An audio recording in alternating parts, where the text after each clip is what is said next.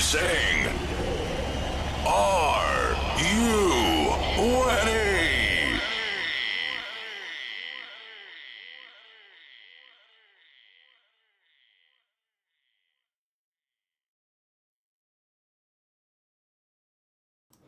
Well, are you ready?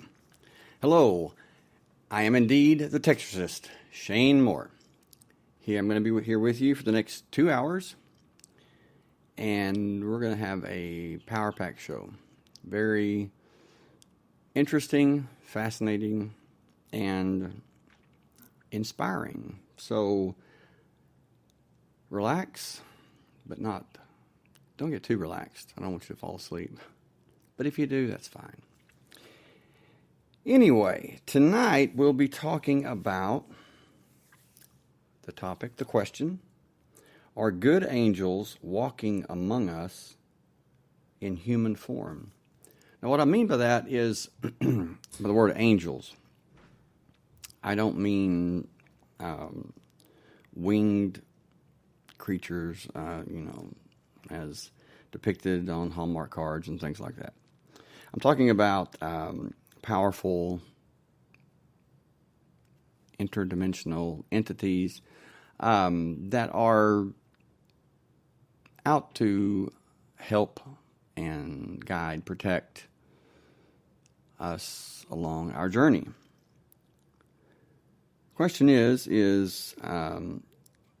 if you encountered an angel, or if you have encountered an angel, chances are you were probably, or you would be, unaware that you were actually interacting with an angel. The reason is according to the Bible and several other texts, ancient texts, spiritual texts, is that they very rarely ever revealed their true power, because it was simply so powerful that that the recipient or the one experiencing it, they'd be physically sick or terrified because of the power. So, for the most part, they appeared as just regular men, unassuming, but with their appearance being just normal and nothing catchy, nothing that would point them out as having such tremendous power and knowledge and wisdom and understanding. There was something about them that the people that met them, that experienced the company or the interaction with an angel, they just knew there was something different about this person. They felt an unusual peace, acceptance. They possibly felt loved and actually empowered by them. So definitely it's, something that I believe many of us have experienced. Can't really put our finger on it, but maybe it's not meant to be explained. Maybe it's not meant to be described. Maybe it's too powerful. Maybe it's beyond us to describe. But have you ever met someone you felt an seemingly instant peace with? You can't explain it, but nevertheless, it's undeniably there, or it was there, and you don't know why, but you just did. And could it be that you were resonating with an angel in human form? They may have been a bit different, eccentric, but You just knew that they were good. Now, most of us have seen the movies like Michael with John Travolta,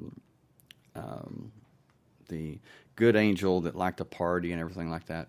Well, maybe that's not too far from the truth. Maybe they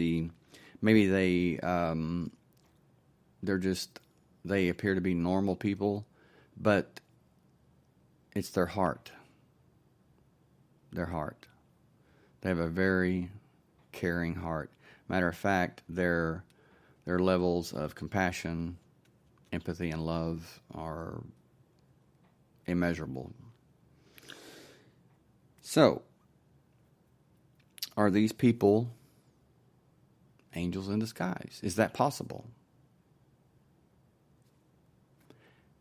And the really important question is, could you be an angel in disguise, just unaware?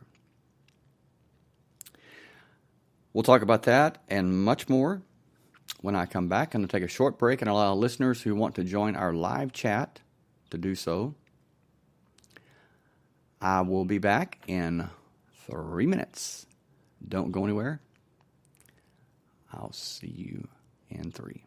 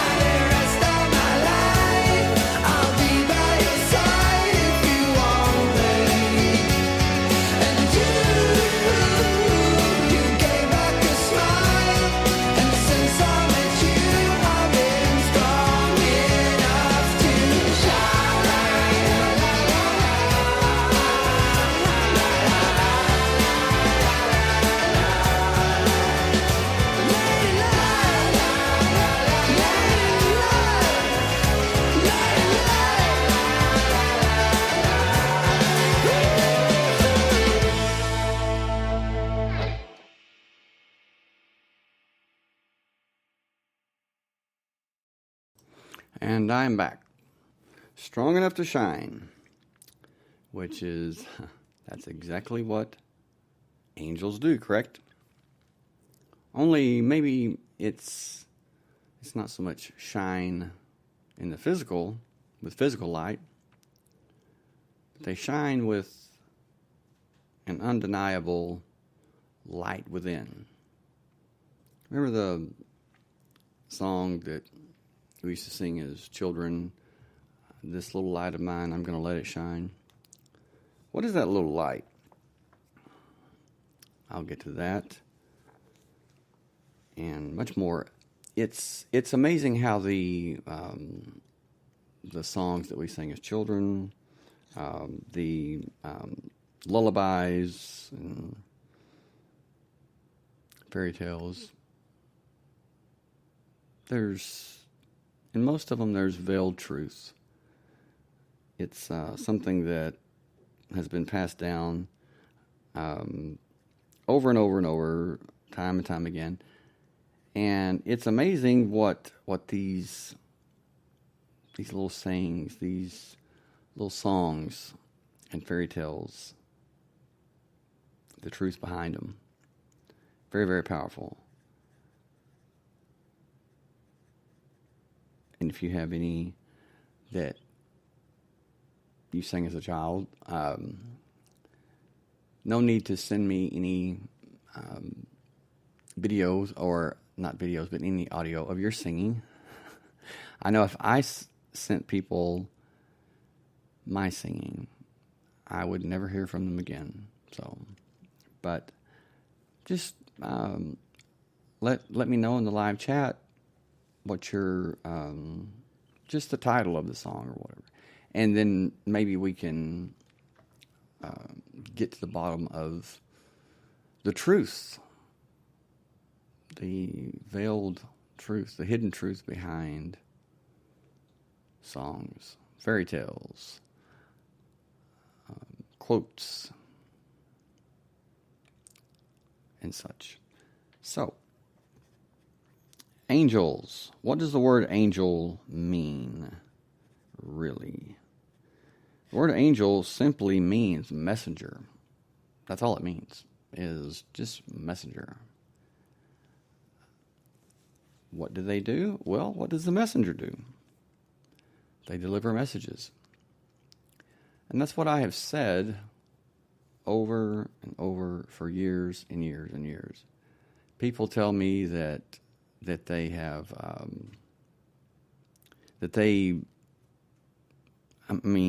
literally, I'm not joking, I'm not making this up, but I've had people tell me that they have their guardian angel that hangs out with them. Some have even said the Archangel Michael or Gabriel.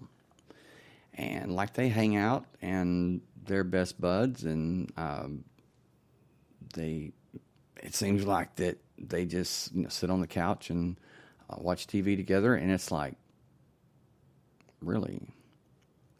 Tell me more about this. I ask them, tell me more about this friend of yours, this angel. Say, okay, and you're sure it's the Archangel? Oh, yes, it's the Archangel Michael. Yes, I know Michael, and I'm thinking, okay, number one, how would you know that it's the Michael? Hey, Randy, thank you for joining me.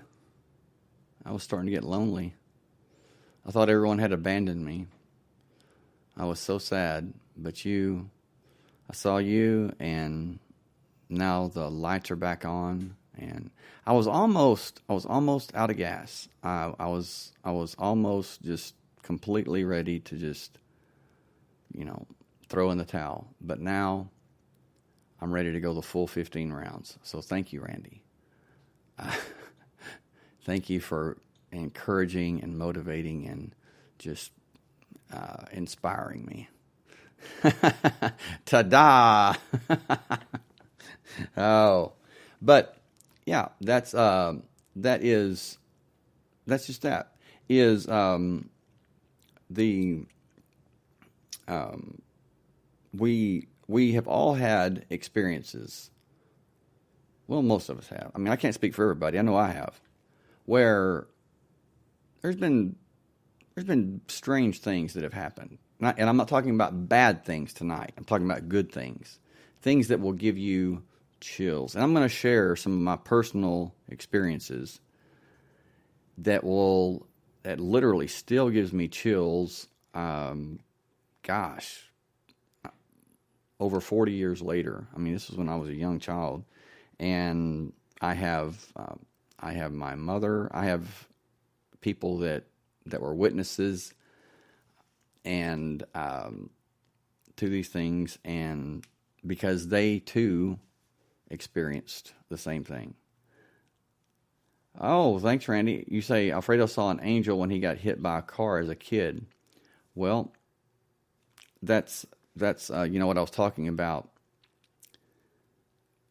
during the intro, is that when someone sees an angel, when they see an angel in their true form, in their powerful form, it's rare,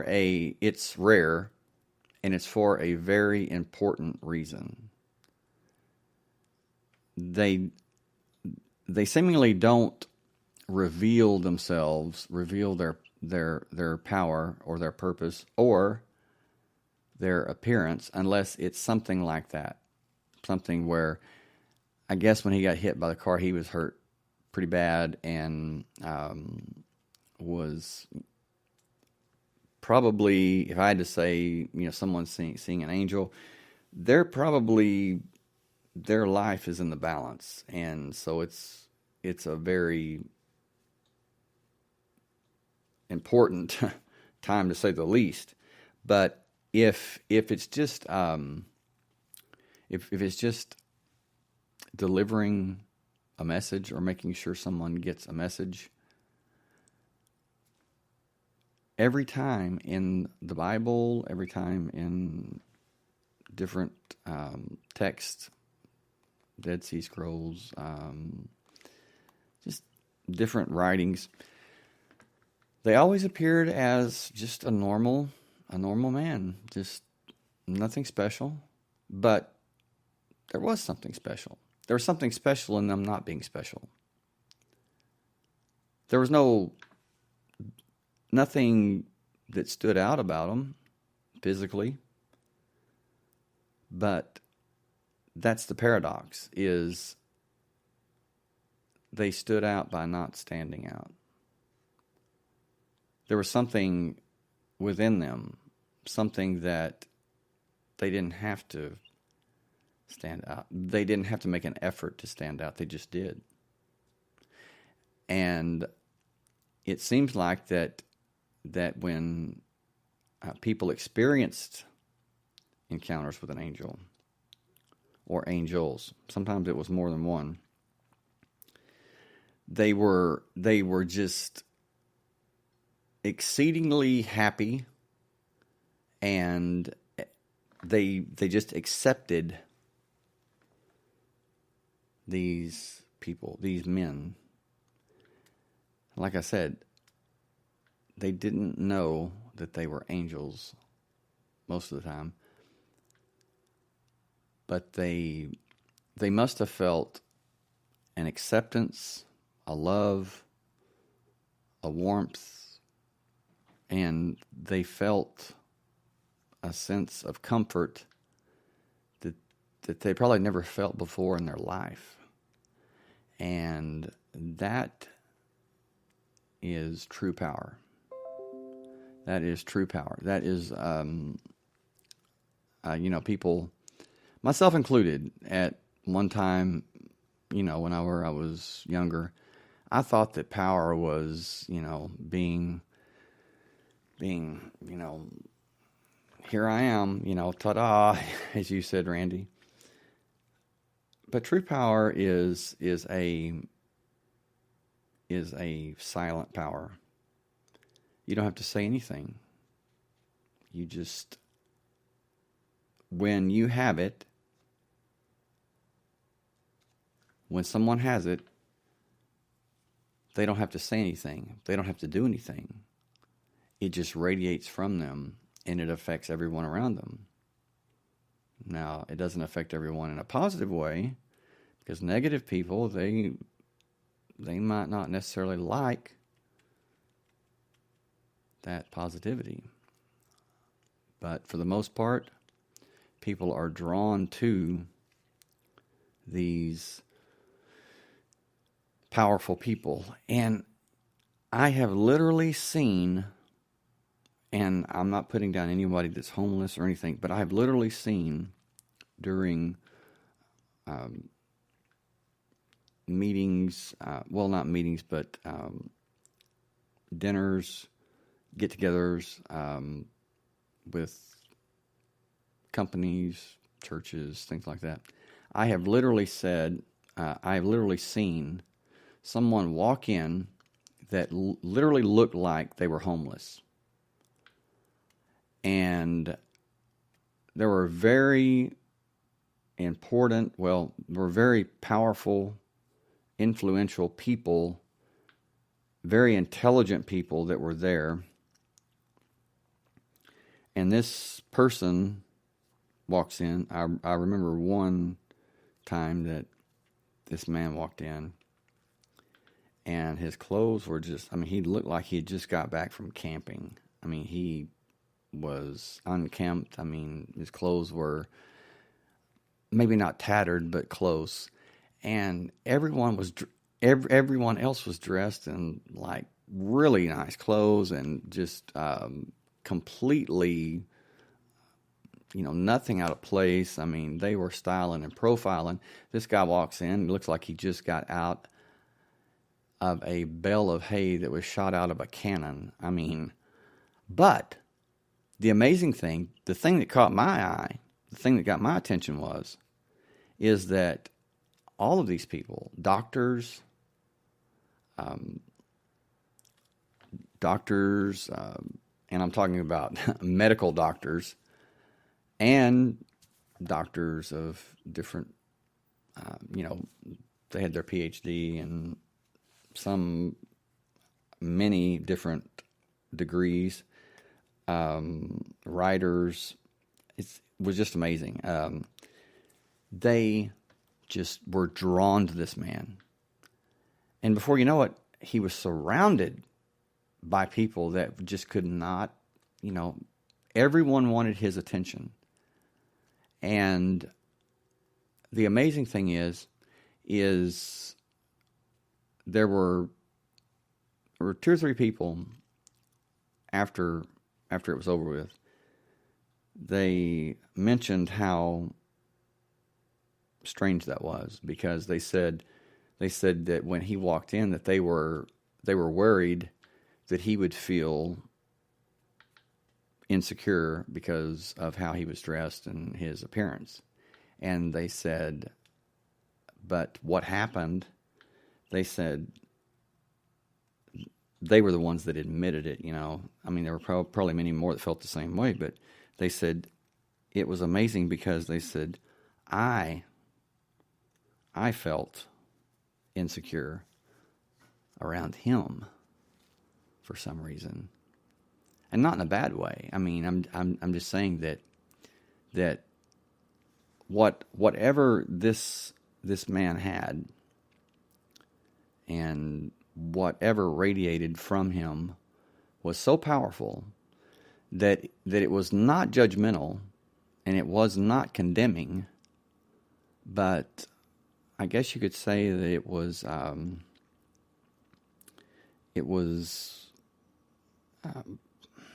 I don't know, maybe, what's the word I'm trying to look for? Randy, if you could help me.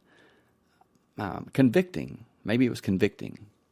Maybe it was saying, hey, you look good on the outside, but how do you feel on the inside?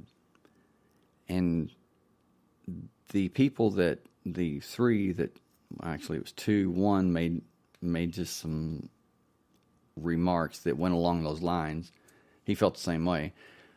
But maybe it was more about a lesson, kind of guiding people to look at the inside, to look inside themselves. Because let's face it, when you're dressed to the nines and let's say you just had a haircut. I mean, you've been going to the gym. I mean, you are looking good, but you're dying inside.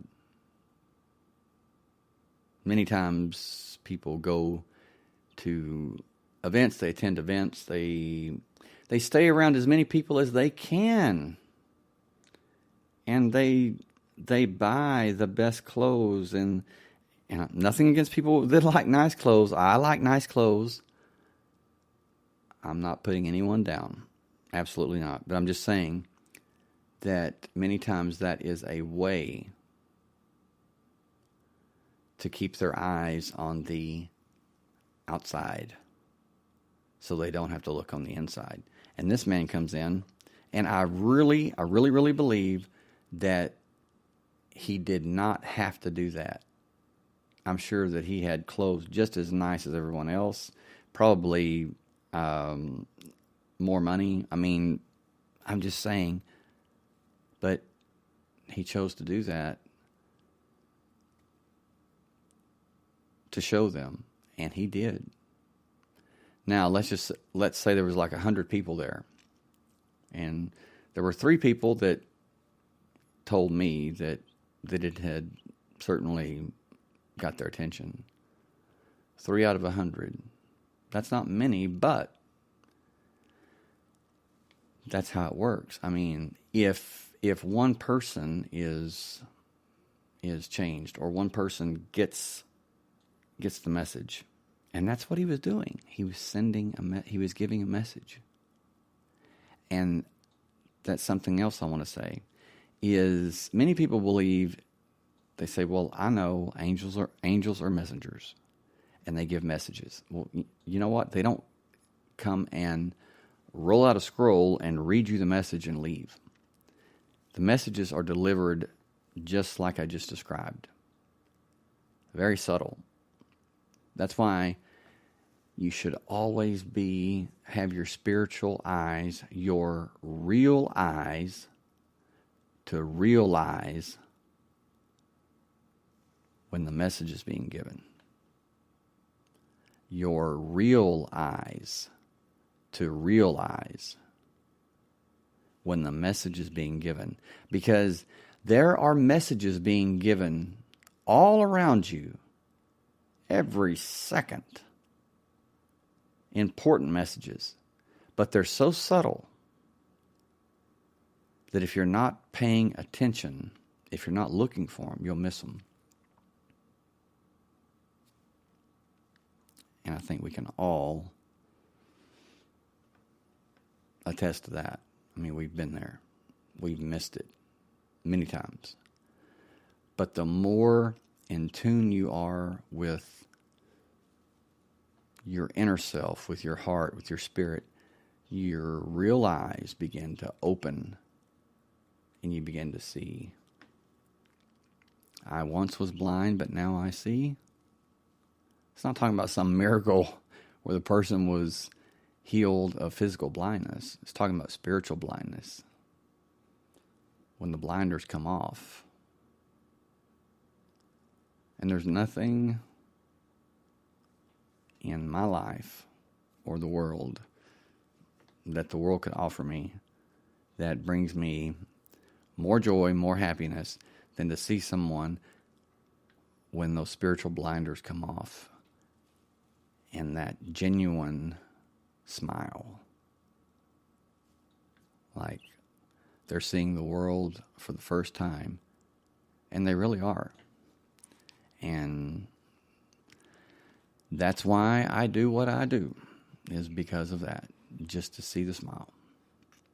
Anyway, Randy, you say, I have a really good friend that we've known each other since we were kids. He moved away, and then every few years he would just pop back up for a short time. But he did very special things for me. He doesn't remember them when I told him how much I appreciated what he did.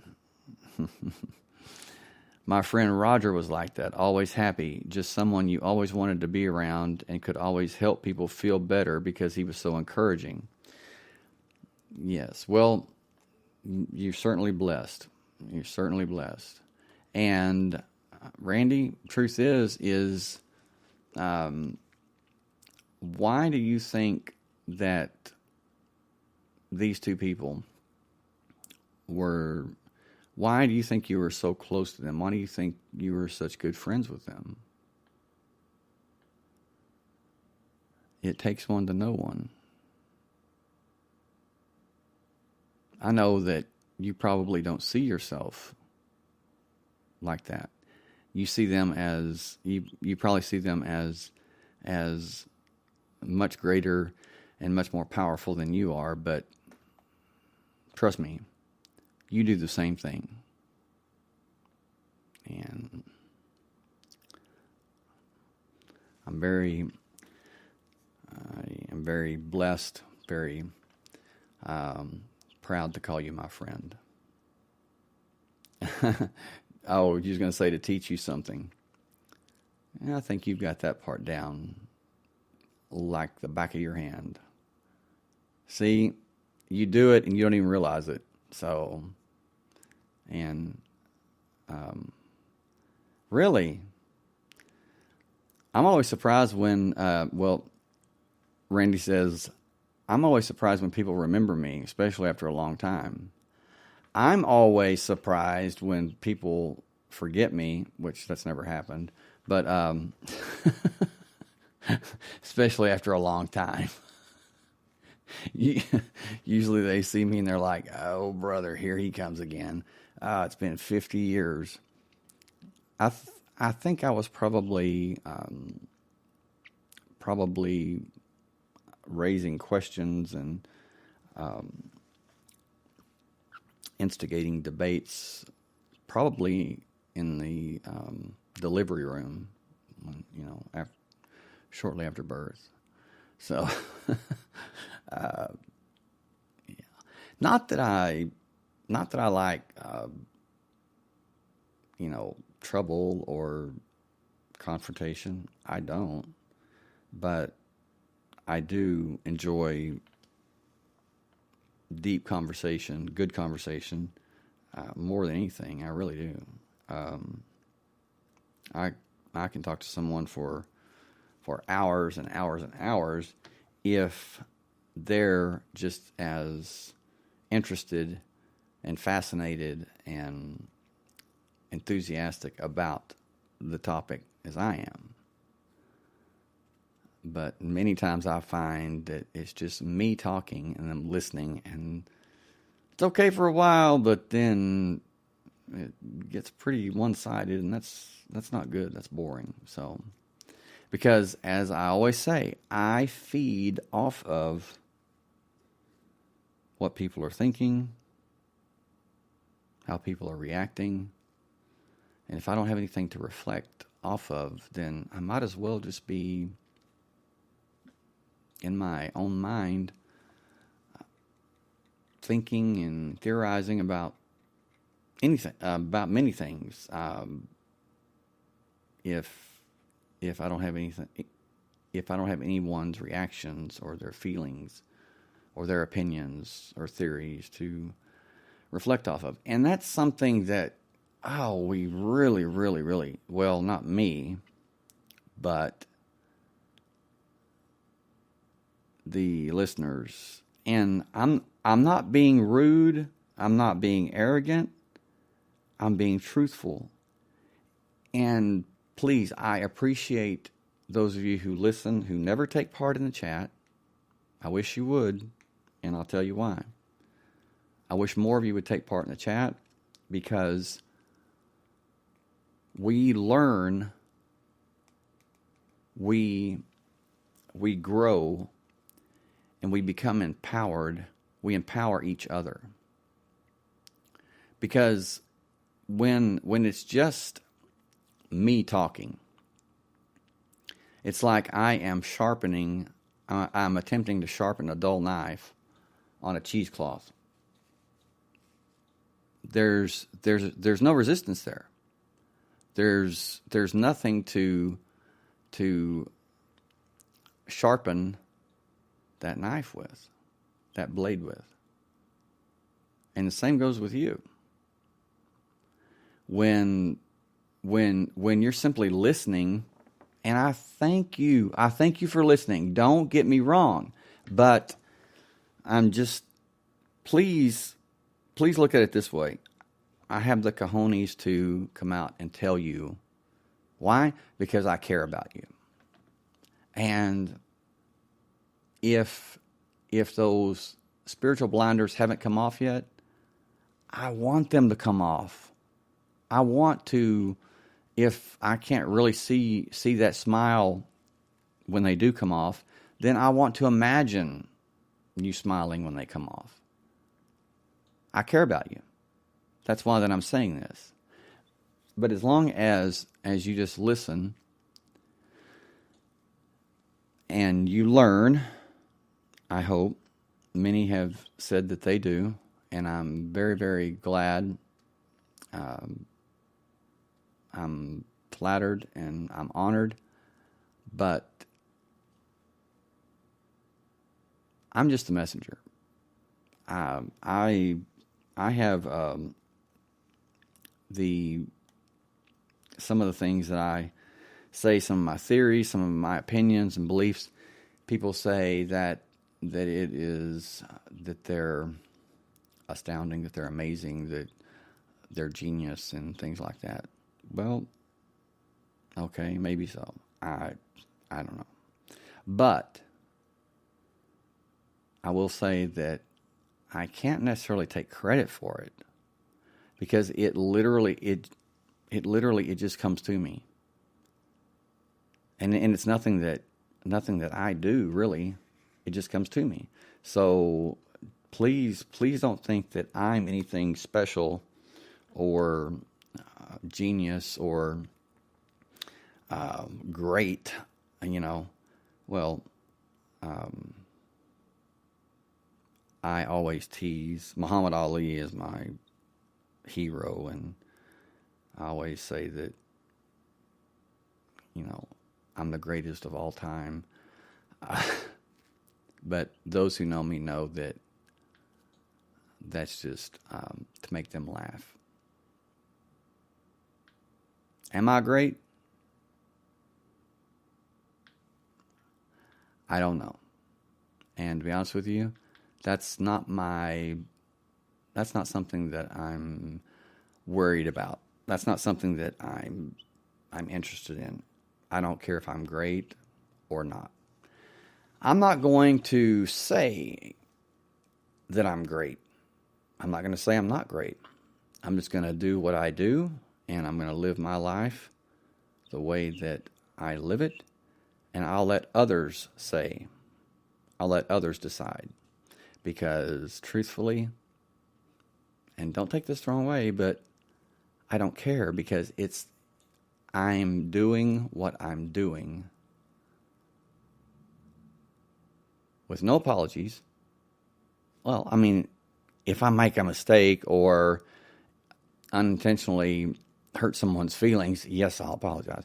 But the way I live my life, I wear my own kind of hat, I walk my own path, and I make no apologies for doing so. I am not a follower. I may be a leader. I don't know. But what I'm saying is I'll let others say if I'm good or if I'm bad or and so on. Thank you, Randy. I think you are great too. I definitely do. You and Patricia, both. Mona and I were talking the other night. Well, it's been about a week ago. And we were talking about you two and how much of a blessing that you are, that you both are to us. And I just, I thank God that we met. I mean that He puts you both in our lives. I mean, absolutely. But before I forget it, shout out to new listeners in Germany, the Philippines, Turkey, Spain, and Lithuania. Thank you for listening, and please continue to do so. And send me an email every now and then. Let me know how things are going in Germany. What my German friends, my Filipino friends, Turkish friends, Spanish friends, and Lithuanian friends want to hear as far as topics, what you want to discuss, what you're interested in. Or if there's any legends, myths, urban legends, anything like that in your country where you live. I think that would be something that would be very, very interesting, is if because now there's listeners in Israel, Serbia, just all over Japan. If everyone from the Netherlands, Brazil, Israel, if you would email me at the texarcistpodcast@gmail.com and just let me know, just give me a topic that you want to hear. I'll do the research. Or you can come on the show and you can share it. That'd be great.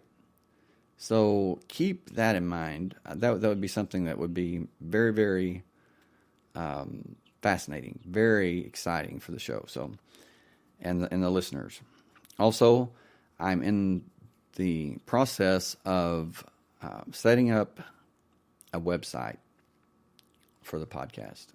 So after each show, I can possibly post transcripts, and I can post pictures and charts and different things like that.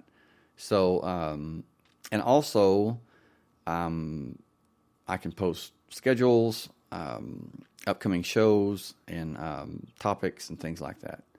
And with the website, can also have monthly. Hey, Nezreen, glad you joined us. With the website, once I get that set up, or once I get that accomplished, then we can have monthly, contest for the listeners, different things, different, prizes, and just a lot of things coming on the way. Also, I want to shout out to my listeners on YouTube. Love you guys. Thank you so much for listening and for your support and encouragement. I love you guys on iHeartRadio. You guys are great. And thank you, all of my Spotify listeners. You guys are great. Absolutely. And everyone listening now as well. But our topic tonight, are good angels walking among us in human form? And if so, how would we know? And the most intriguing question is could you be one? Could you be one unaware? I'm going to take a very short break, and when I come back, we will discuss the traits.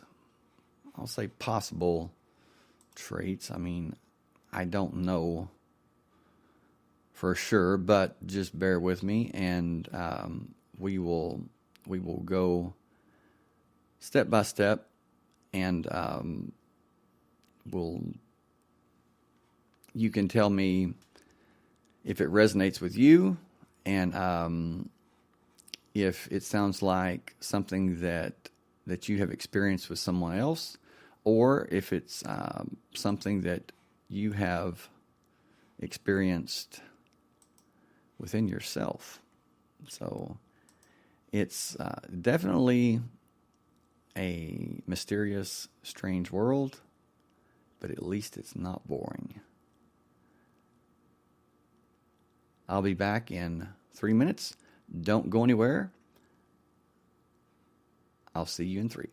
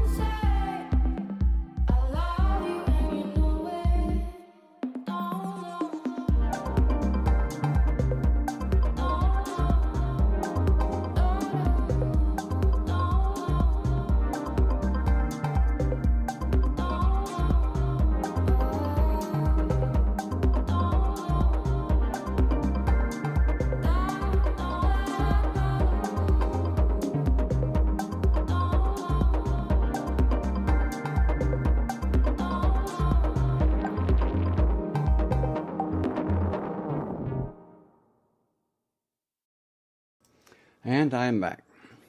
So when you hear someone talk about angels, or the term earth angel, which that's a term that can be misapplied, I believe.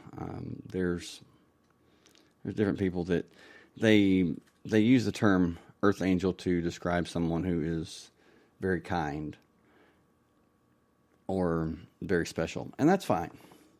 There's nothing wrong with that. But what I'm talking about goes much, much further, much deeper than that. It is someone who has a unique, indescribable power, energy that they seemingly they make you feel, they empower you because they make you feel good about yourself. It's nothing that they do themselves that inspire you. They make you feel better about yourself. And it's nothing that they outwardly do, if that makes sense. It's just an innate resonance. It's I guess the best way that I could describe it is it's being connect. It's as if you were connected to something, to an energy or power that you don't understand, or that it's beyond your comprehension, but nevertheless, the proof is in the pudding, and you feel better about yourself just being in the presence of this person. They don't even have to say anything. That's power. So, and I'm sure many of you have experienced that.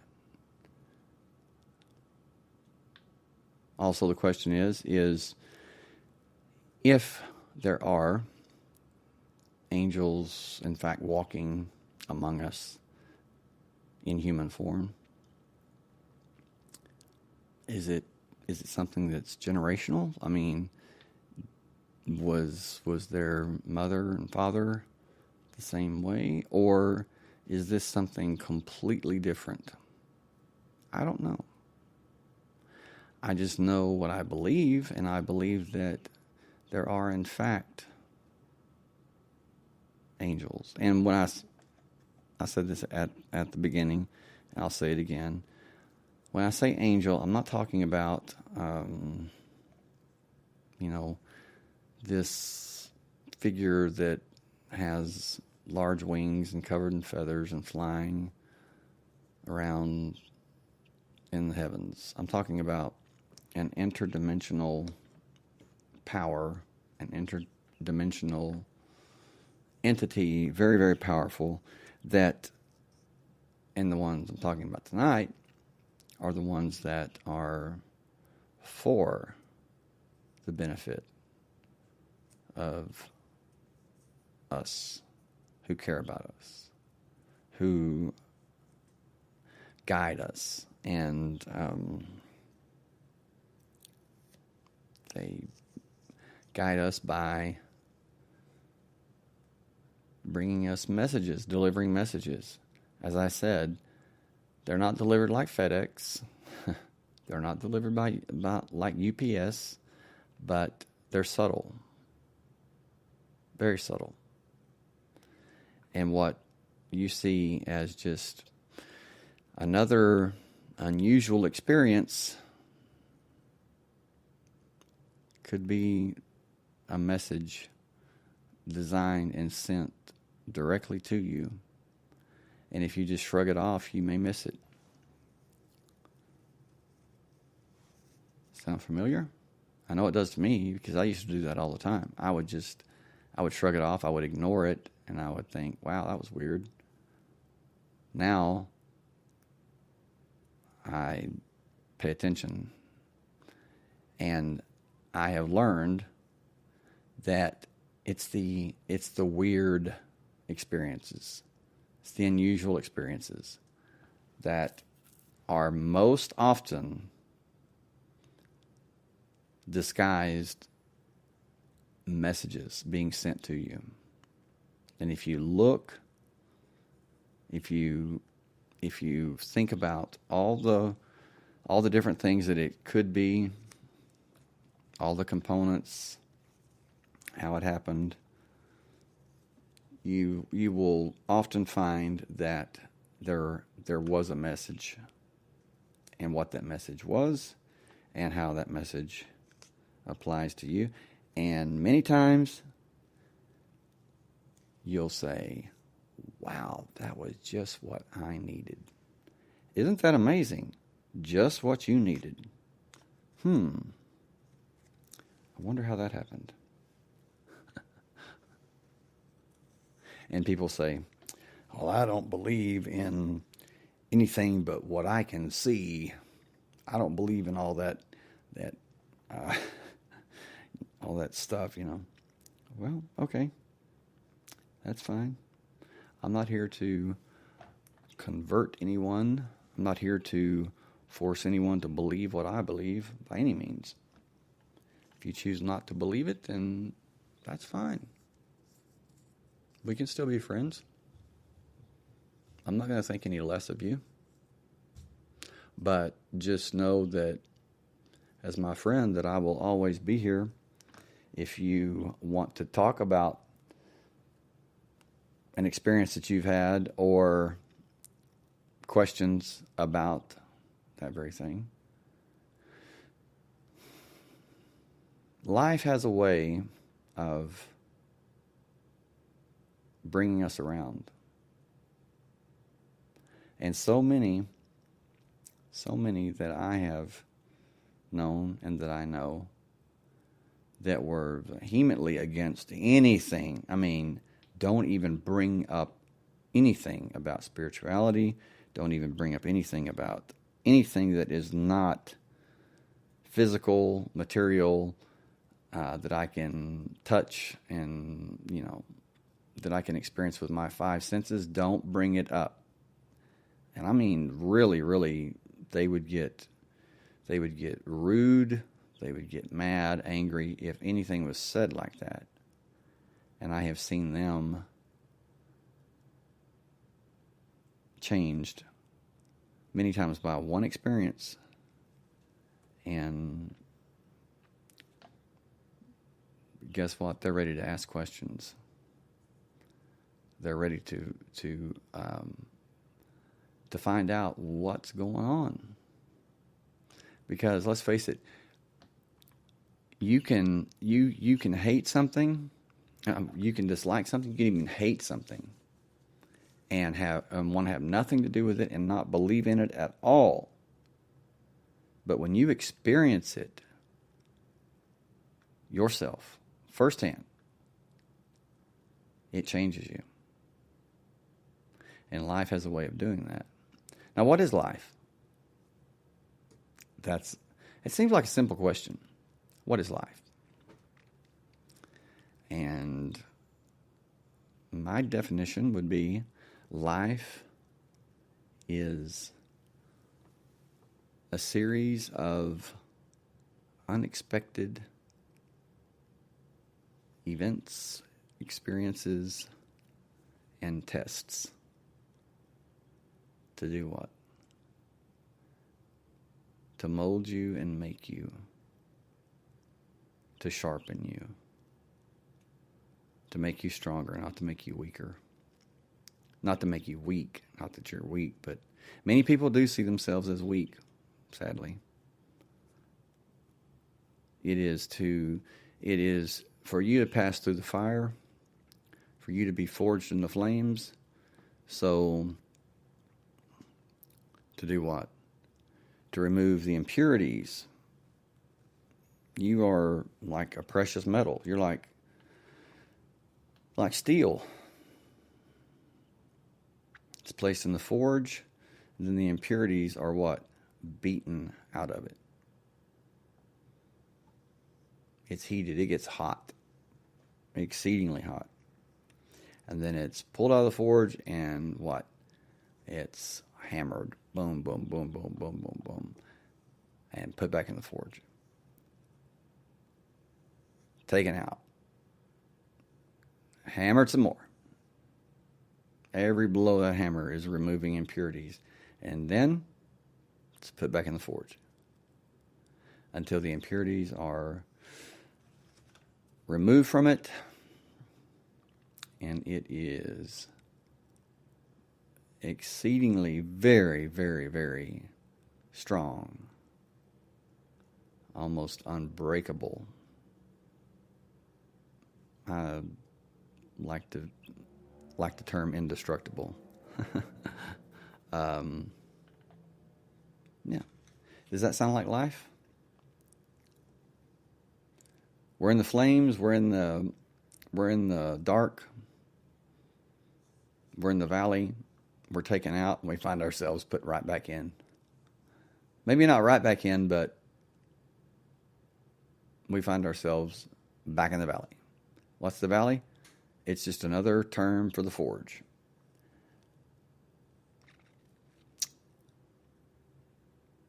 When you get the bear, hey, kudos to you. When the bear gets you, it's just removing those impurities. Perspective. It's all how you see it. It's like the little boy that said, Mom, he says, I think we're going to lose our soccer game today. And she said, oh, honey, she says, don't think like that. And he says, okay, I know we're going to lose our soccer game today. That kid's going places. And not up. You know, with a mindset like that, yeah, you're not going to, I mean, it's sad, but you're not going to accomplish many things with that mindset. Anyway, traits of angels and angels in human form. We will get to that. And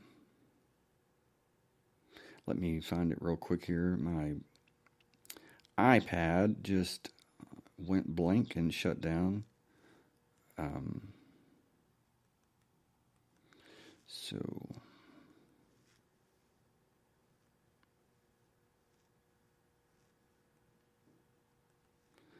okay, hold on.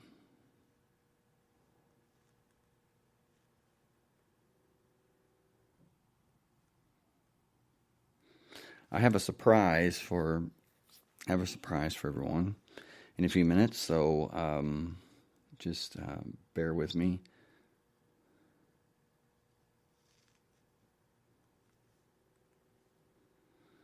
Okay, I apologize about this.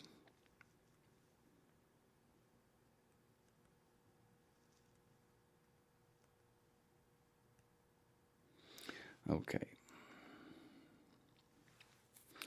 All right. Let's see. Wow.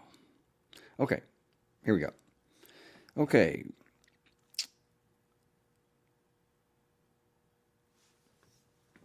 They have always dreamed or often dreamed of ending the sadness of all living beings. If they had one wish that could be granted, that would be their wish. To end the sadness and suffering of all living beings. Now, these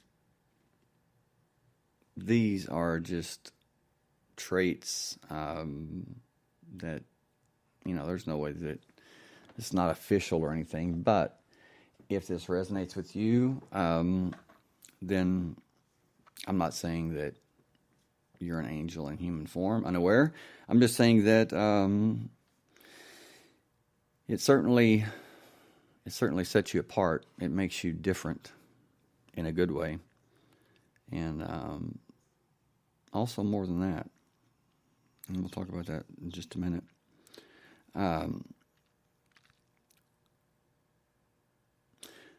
They feel or they know that they have extraordinary talents to help others. They have super sensitivity. Very, very sensitive. And that's talking about empathy, compassion, love, passion itself. The suffering of others, the ability to not just care about someone that is suffering, but to suffer with them.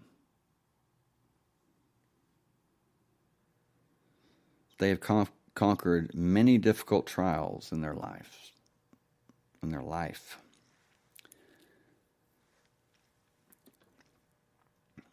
They believe life should be lived with happiness.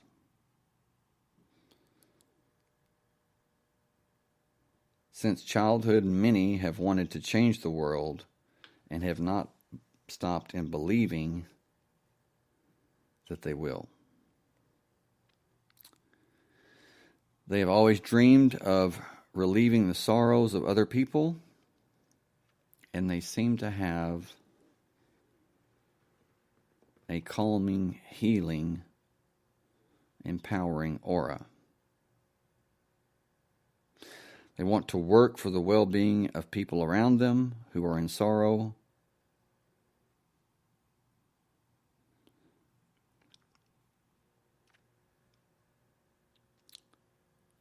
They innately know that they are different, that they are here, they are mission-oriented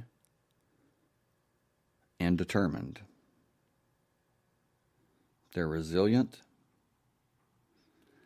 and because of that, they are strong.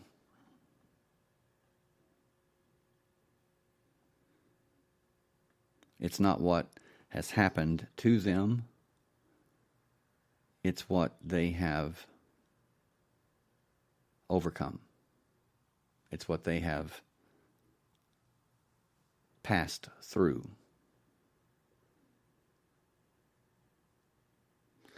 They possess many qualities of an amazing, exceptional social worker.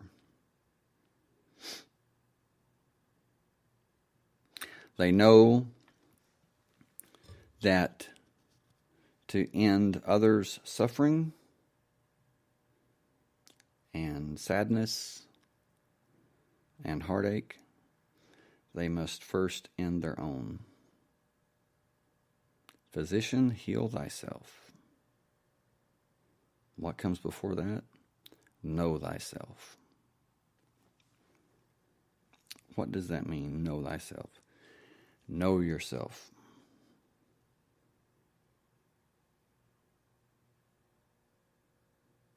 If you don't know yourself, then you don't know what you're capable of. If you don't know what you're capable of, then how are you going to execute? Then how are you going to execute it? Randy, you say, how did you get a hold of my internal diary? And did I mention I'm learning to do... I never can... I don't know why I have such a problem remembering how to pronounce Reiki. Or is it Reiki? I mean, I'm serious. I'm not playing dumb. I just... Reiki? Just started getting the information the other day. Well, great. More power to you.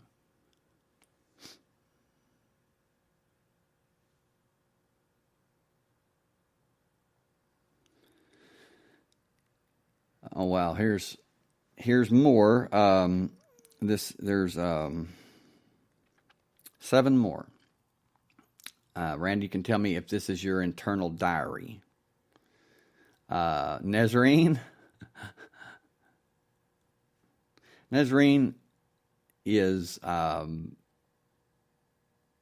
she is the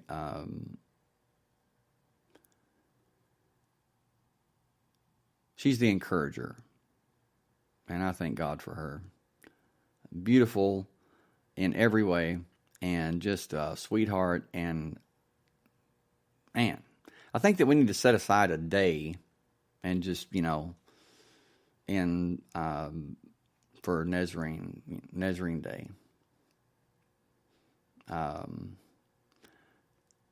Maybe May 5th will be Nazarene Day. Randy, you think so? Let's make May 5th Nazarene Day. Nazarene, are you cool with that?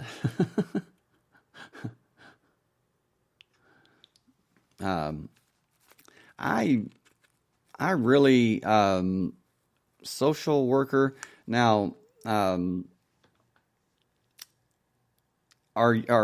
you talking about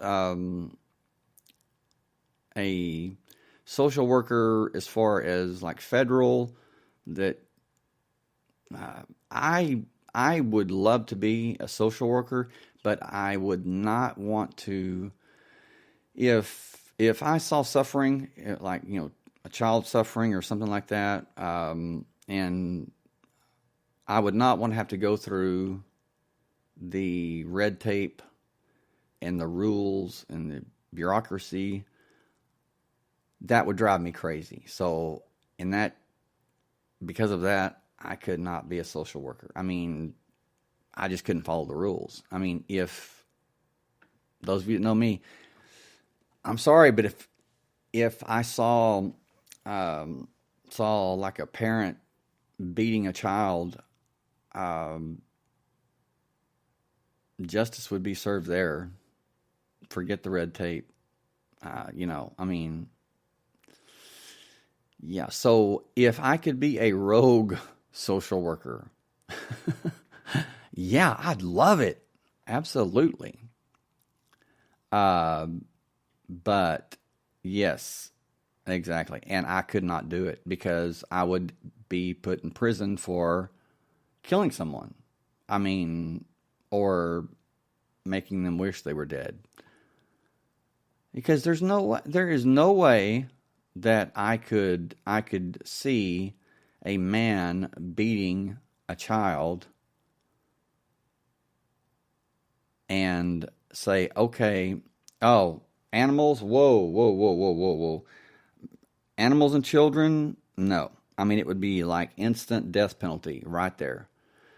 And it's just, I've always been that way. And if I had to say to some guy, beating his child, okay, now, stop that. We're going to take you in and you're going to have a trial. You know what? Why? I mean, the man is beating his child. Why do you need a trial? It's pretty obvious what he did. Caught in the act. So,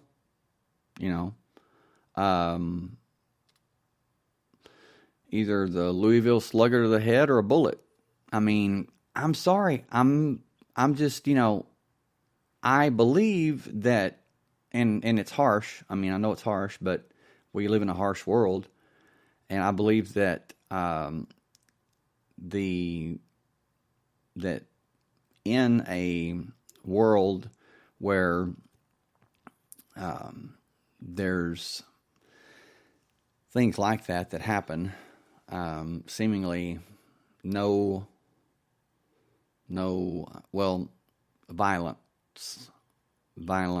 I don't know what I'm trying to say. I mean, it's just I don't know, sadistic, and I think the cure for that is not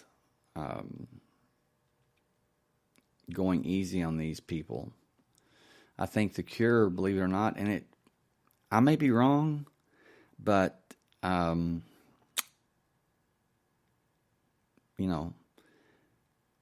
do research and see what the best cure is. And the best cure, in my opinion, is And I'm not promoting violence at all, but what I'm saying is there's a time and a place for everything. There's a time for peace, there's a time for war. And what I'm saying is when that time comes, it needs to be more powerful, exceedingly swift, efficient, and when it's executed, I mean just boom, and put the fear of God in these people right away, and make them understand that under no uncertain circumstances, if they do that again, are they going to be breathing air? You know? And don't just say it, really mean it. Be prepared to blow their brains out if they do it again. I mean, and if people live that way, do you think there would be repeat offenders? I mean, you know, people, mothers and fathers that have been charged and convicted of beating their children like 9 or 10 times? No. One time, you get one chance. Maybe. But if you do it again, you're gone. Literally gone. That's how I see it. That's how I think it should be. And I think that if it was, this world would be a much better place. Think about this world as your house. You have to take out the garbage. If you don't, what happens? You're not going to be able to live in that house. The trash is going to accumulate, and it's going to cause more and more problems. And so somebody's got to take out the garbage. And I'm not saying I'm a vigilante or anything. Maybe I want to be. Maybe I am in my dreams. But I don't know. In my mind, it would not be, yes, Nazarene. Now, that's something, thank you for that, because truthfully, what I just said, I should have clarified that. In cases where, say, it's verbal abuse or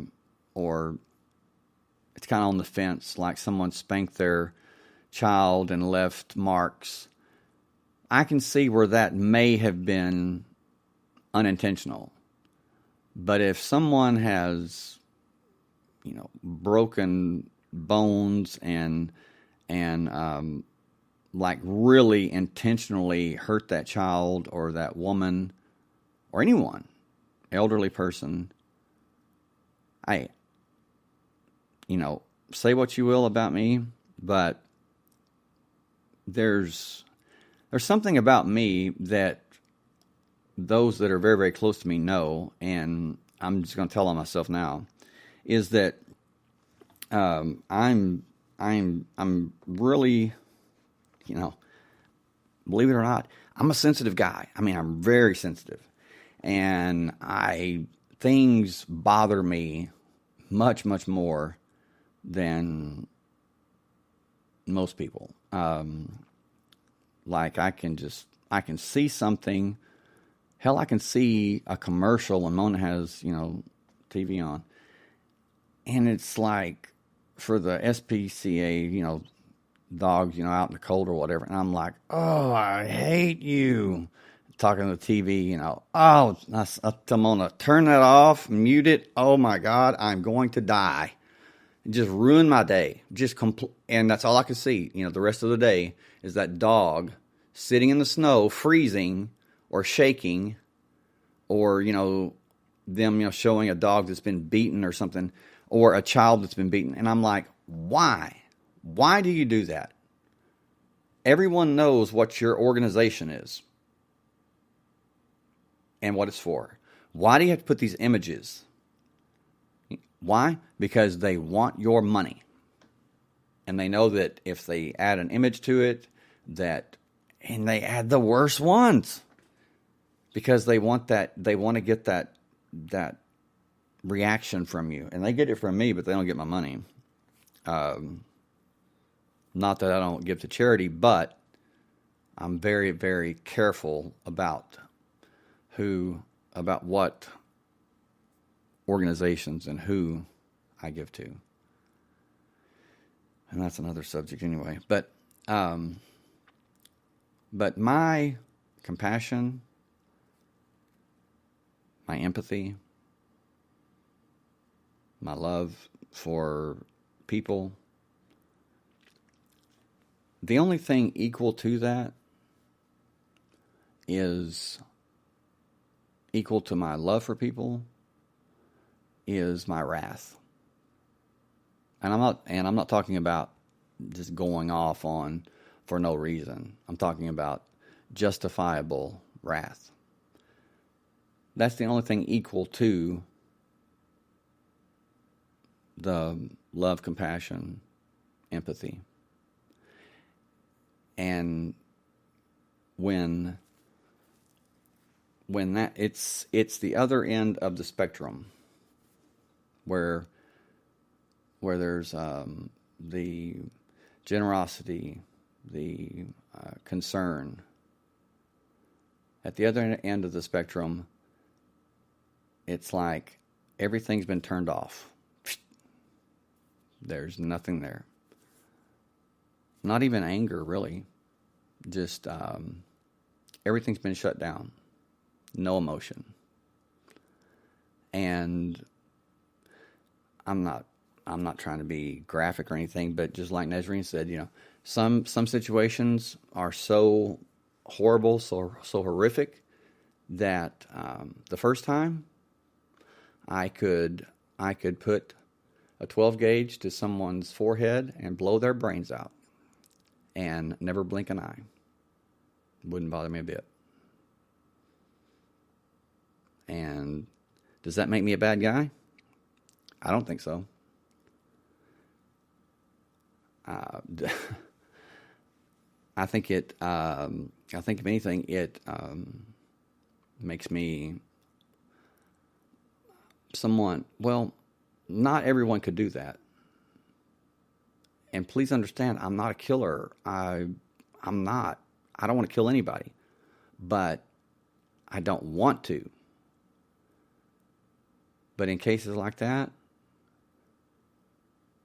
where it's obviously needed, I mean, look at the people, look at these. And I'm just using this as an example. Look at these men, these fathers, who have repeatedly raped their daughters. I mean, little girls. I mean, repeatedly. And they're convicted, they're punished, they serve their time, they come out, and they're still doing it, sometimes to the grandchildren. Okay, cases like that? Yeah. Yep. Just, that's when, in cases like that, that's when the other end of the spectrum that's when I have the ability, as probably many of you do, or some of you do, to go to enter that mode where everything's turned off. And just, bring me a Louisville Slugger or whatever, and I'll take care of it. I'm saying not literally, but if I was able to, and it was my job to, I would, and it wouldn't bother me a bit. So,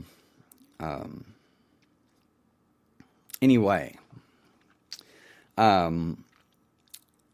Number 10, as far as the traits of angels in human form. They're not one of those people who believe in giving up. They are a fighter who does not give up at any cost. They believe in enjoying every up and down in life. They are not one to get hopeless when surrounded by difficulties. They seek a door which will open umpteen ways for you to get rid of your difficulties.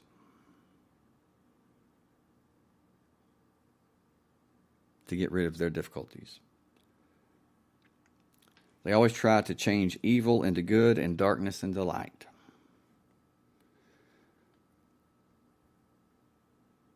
They always follow their heart, even when it seems to be the hardest thing to do. They've always had a vision of heaven on earth and would like to spread it throughout the world. That is one of the most significant qualities of an angel in human form. They are natural visionaries.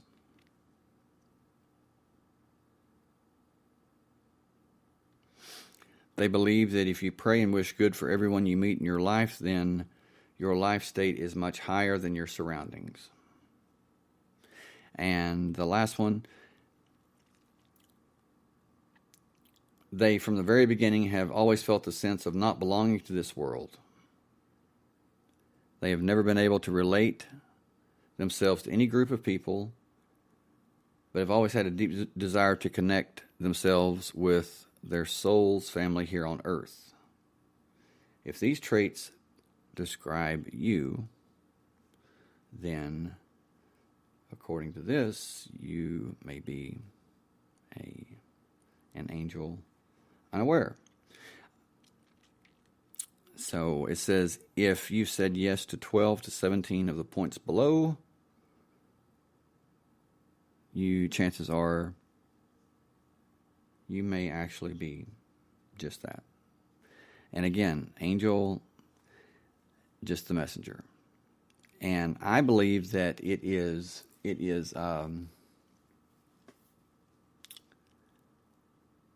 that it's not actually always a personal, like a physical or spiritual angel, I guess is what I'm trying to say. Well, it is spiritual. Oh, okay. Now I have it. I'm sorry. I just got a little tongue-tied there. I believe that there are many people, angels in human form, which means they simply have a message. A message. They have a mission to deliver a message to others. And possibly, quite possibly, to the world. And I'm not talking about like craziness, like the world's going to end, on February the 31st, Well, that would be quite a feat. Or any date. Things like that, messages like that, yeah, they're crazy. But messages about,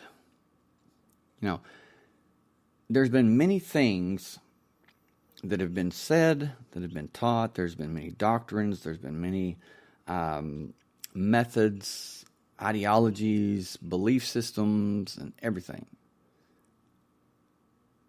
Okay, which ones are true? Which ones are false? Which ones are insane? Which ones are delusional? Well, take your pick. But one thing's for certain, is when it resonates with you as truth, you know it. And when you know it, no one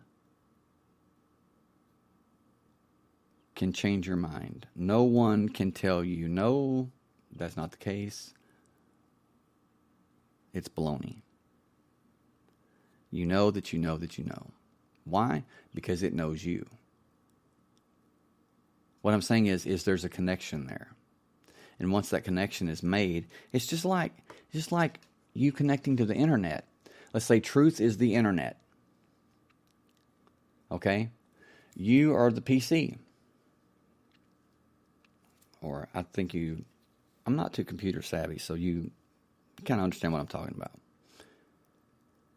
When you connect to the internet, your computer comes on, and everything, all the data, knowledge, information available on the World Wide Web, on the internet, is now available to you. What does that mean? Is it in your computer physically? Is it there? Of course not. Not all at one time. But it couldn't be. I mean, you couldn't hold it. You'd blow your computer all to pieces. But what's important to remember is when you're connected, you have access to everything. Right? You have access to every byte of information, theoretically, on the entire internet. And how many terabytes would that be? Or the largest byte? I don't even know what the largest byte is now that they're talking about. There was gigabyte, terabyte. I don't keep up with that. But you understand what I'm saying. You take your PC, and it can hold, let's say it can hold 1 terabyte or 5 terabytes even. Imagine how much information the entire internet is. And how it expands and grows in every second of every day, of every week, of every month, of every year. Think about that. What is it doing? It is ever expanding, right? Kind of like the universe, right?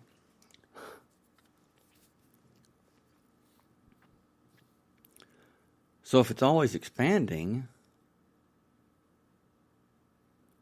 then when you log on to the internet, you're in the center. You're in the center of the World Wide Web. When I log on to the internet at the same time you do, or a different time, I'm also in the center because it's expanding every second. It's like the universe. Are you the center of the universe? Yes. Why? Because it's expanding all the time. Am I the center of the universe? Yes. Because it's expanding all the time. I know it may be a hard concept to understand, but it's, let's see what I'm trying to say. It's like the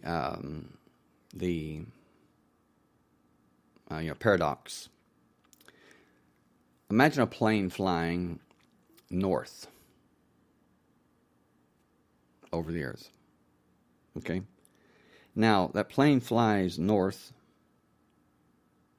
and without changing its course, it's still going north. When it passes over the North Pole, without changing course, it's going south.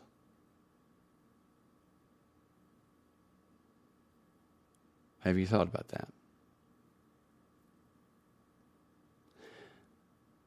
it is no longer going north, it's going the opposite way. And it never changed course. And that speaks volumes. Because if you didn't change course, then how are you going the opposite way? It's all about perspective. It's all about, it's not your direction so much as it is sometimes your surroundings, where you're at.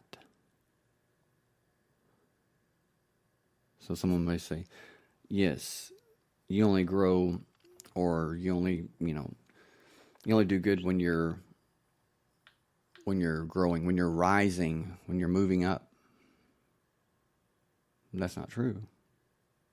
Because without changing your course, without changing anything in your life, you can go the opposite way. Does that mean it's bad? Does that mean you're being punished? Does that mean this or that? No.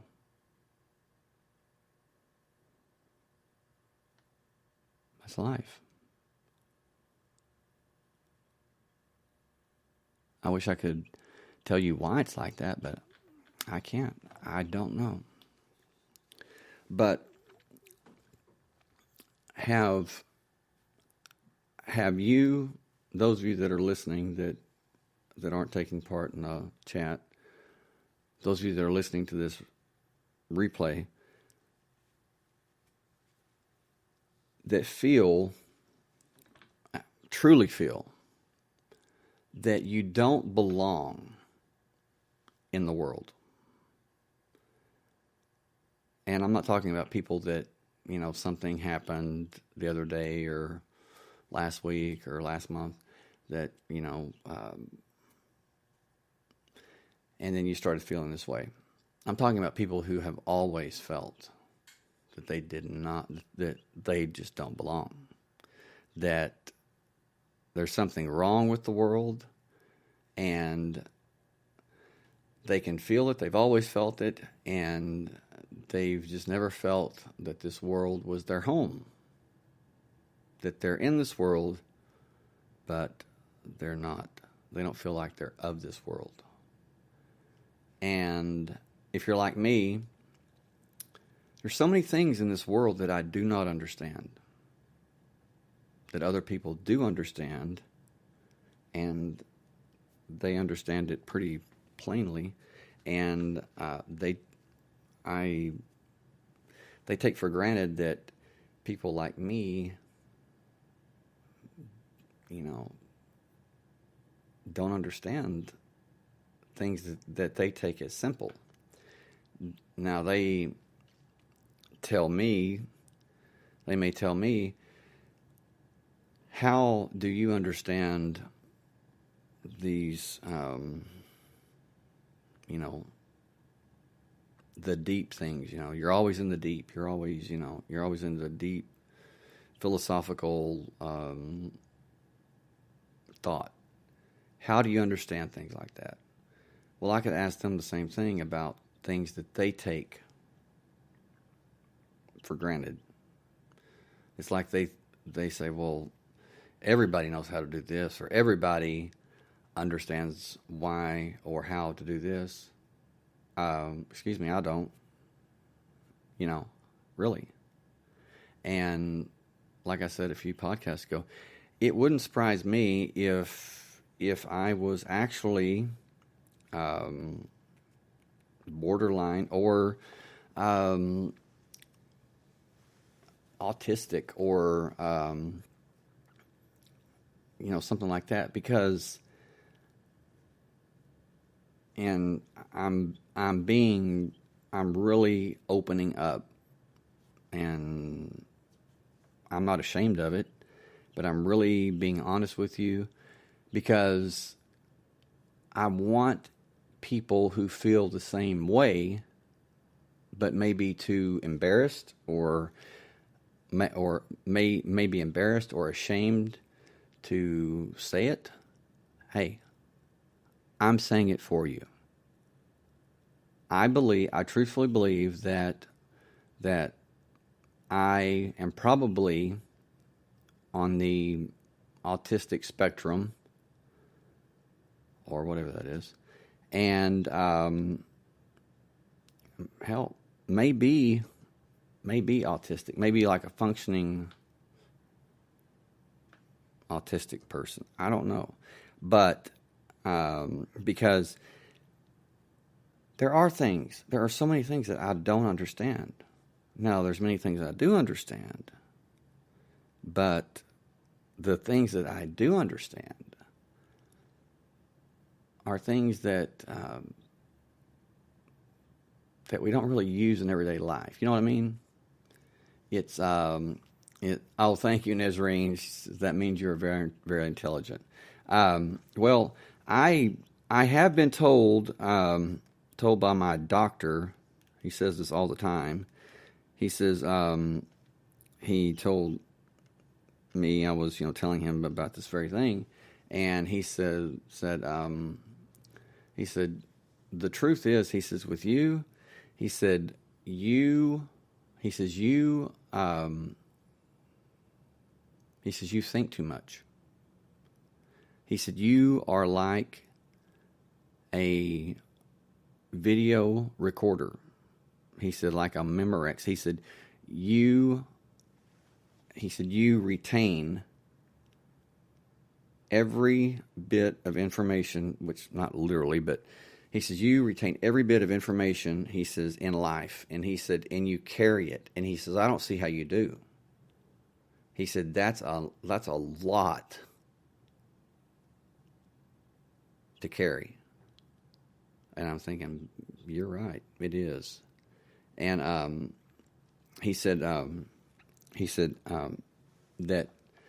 if I could do what you do, he said it would make my job so much easier. And I said, what's that? I mean, what do you? And he said your empathy.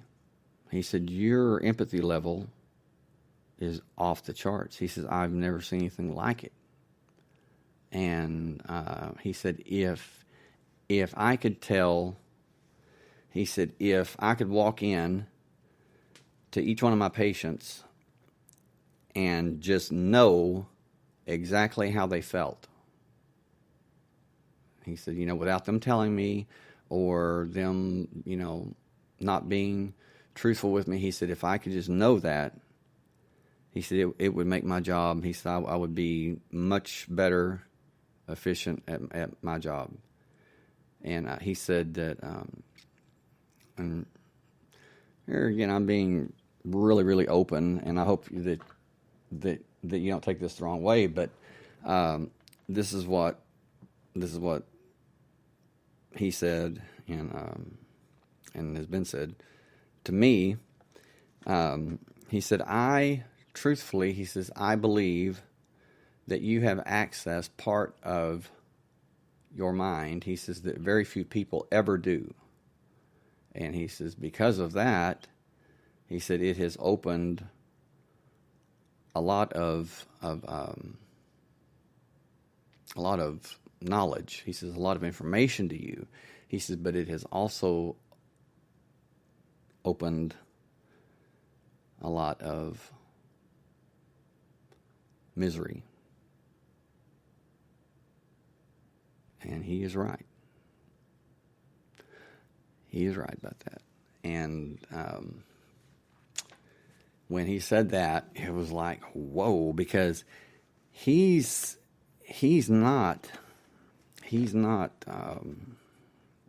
spiritual. I mean, he may believe in life after death, but he's certainly not spiritual by any means. But when he said that, I thought, wow, that's that's amazing because in Ecclesiastes, and I'm not preaching, I just want to read this to you, please. And it says, it is, let's see, here we go. It says,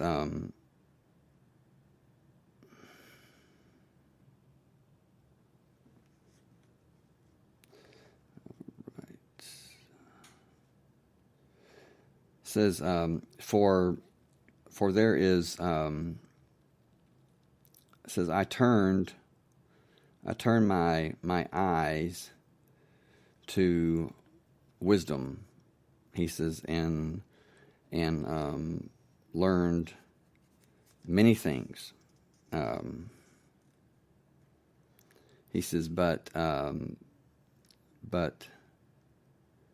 he says, I found that in much wisdom comes much sorrow, because in much wisdom there is much grief, and increasing knowledge results in increasing pain. And I'm not having a pity party. I'm just telling you the truth. Those of you that think that I'm happy-go-lucky all the time, that's not the case. I'm just like anybody else. But that's true. Increasing knowledge. Those that say, I wish I knew everything. No, you don't. I don't know everything. But what I do know, maybe a little bit more than some is enough to definitely, for some reason, I can't explain it.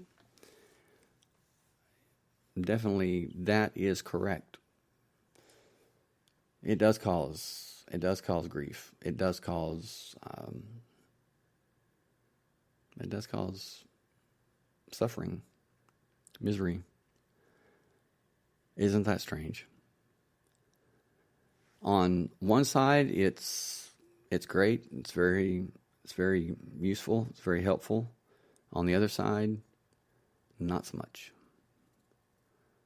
So that's a good topic. That'd be a good topic for next podcast, possibly, about the paradox of knowledge and wisdom.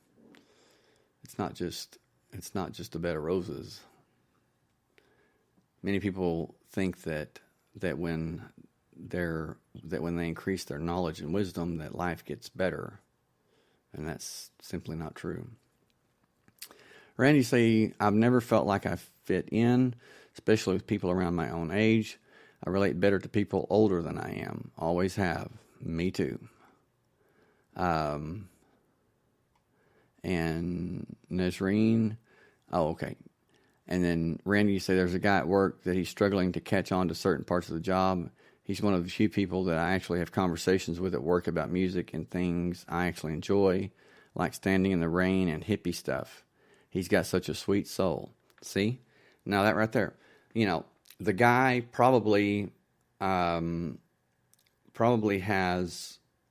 a very hard time, or, you know, someone like him. I mean, I've seen it a lot of times. They probably have a hard time holding down a job because they don't understand certain things. And with me, when someone says something to me, they can say something metaphorically or whatever. But for some reason, I take things literally, or I take things, there's no middle ground. I mean, when someone says something to me, most of the time I take it literally, and I do mean literally.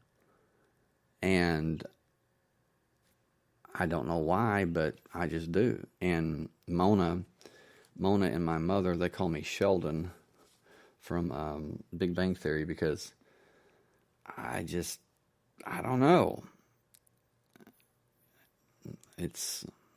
I don't get it. But um, you say technologically challenged too. People give me weird looks for not knowing how to put music on my iPod.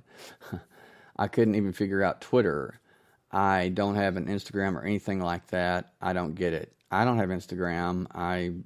Yeah, I'm with you on that. I don't understand a lot of those apps. You say I've been struggling to get a vision I had of a wreath to come out of my brain, and I think I just figured out. I think I just figured it out. Facepalm. For a couple months, this wreath has been sitting in my front room on a table unfinished because I was stuck, and then bam. Okay, you say you think you just figured it out. Um, you mean just now? You just now figured it out?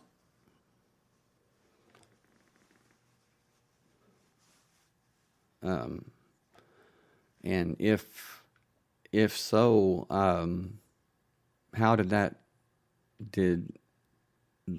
just come to you, or really?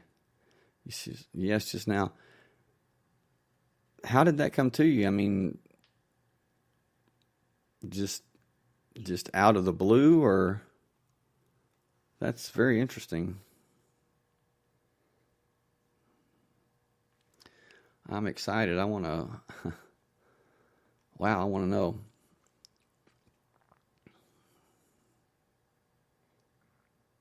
I'm happy for you, Randy. That's for a couple of months it's been sitting there, and then boom.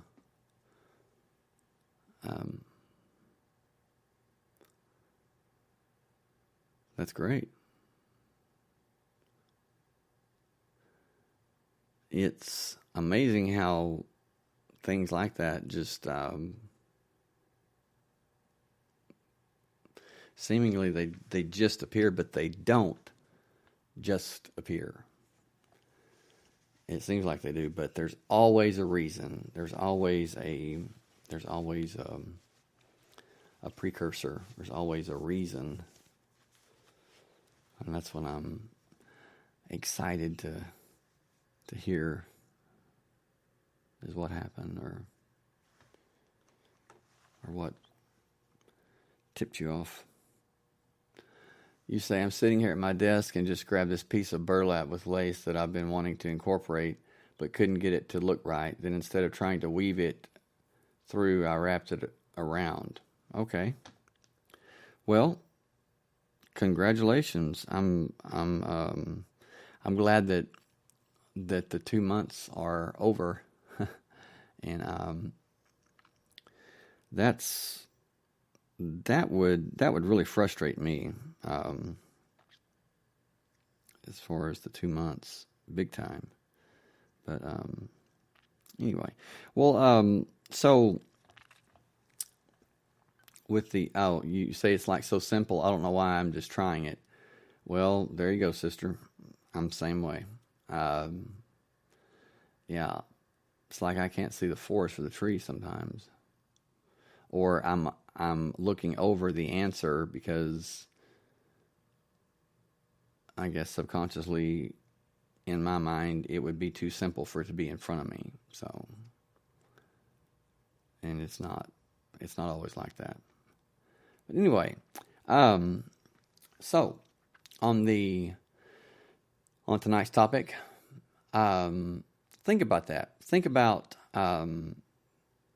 the people in your life that you have met, that you have interacted with, or you may still, you may be friends.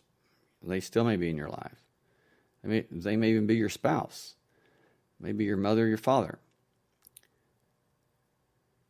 Do they fit the characteristics? Do they have the traits of an angel in human form? And if so, who's to say that that's not the case? It certainly gives hope, and it's a comforting thought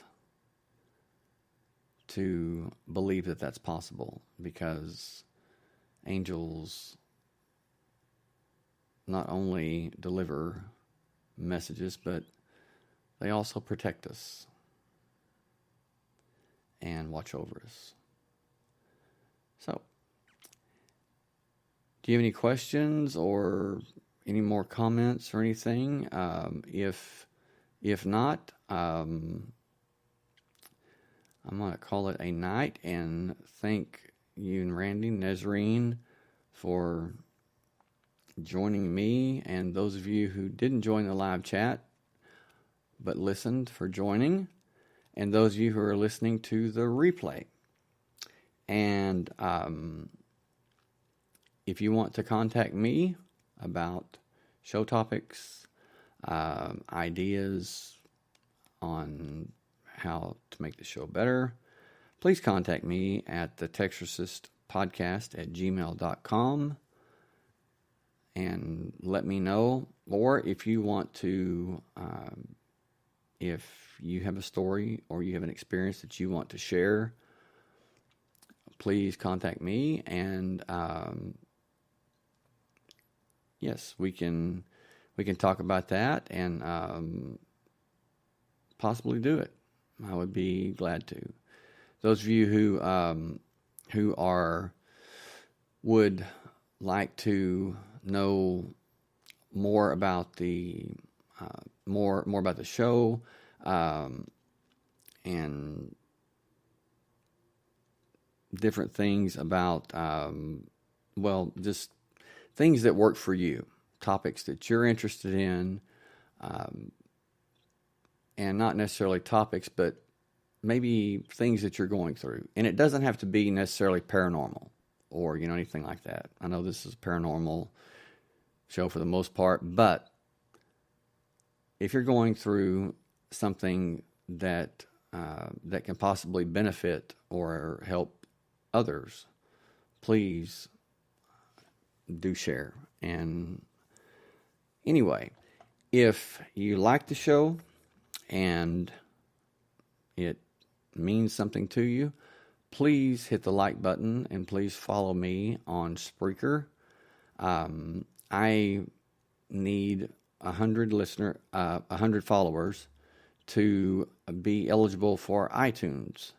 And when I do finally get that number and can be on iTunes, I'll be able to reach so many more people, and the more the merrier.